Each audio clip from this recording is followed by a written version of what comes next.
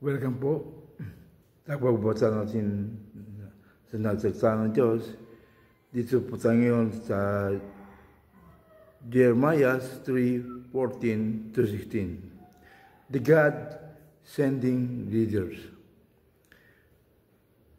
God's plan for His ministry is fulfilling.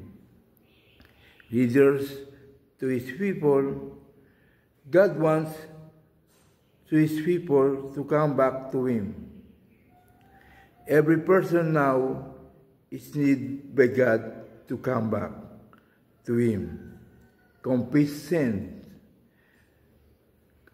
God needs of admitting sins to come back to Him.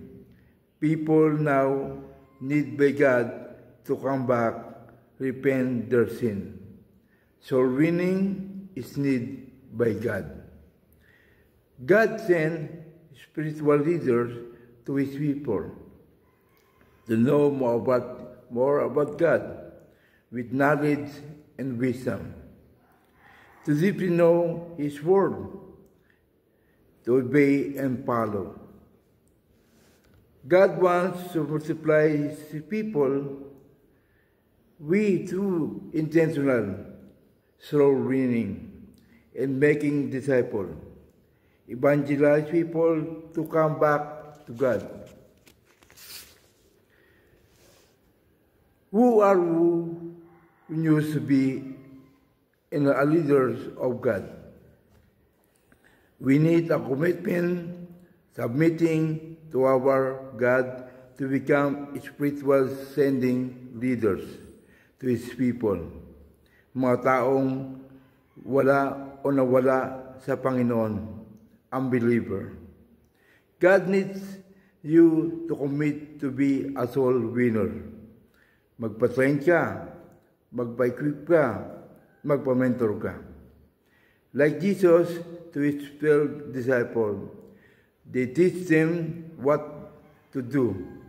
They teach them to win people, come back to Him. Mag-aalaga ka ng kanyang mga believer. God needs you to multiply people to become a leader too. Be a making disciple of Christ. Be a leader of obedience to God para magamit ka ng Diyos upang mag-alaga at mamahala sa kanyang ministry. Nawa, isa ka sa bibigay ng Diyos sa mga tao na manambalik sa Kanya upang maging spiritual leaders, a cell group leaders. Una, God's need of admitting sin to come back. Two, God sent spiritual leaders to His people. And three, no, God wants to multiply His people. And number four, God needs be a making disciple of Christ. Thank you po. Purihin po ang Panginoon. Purihin po ang Diyos.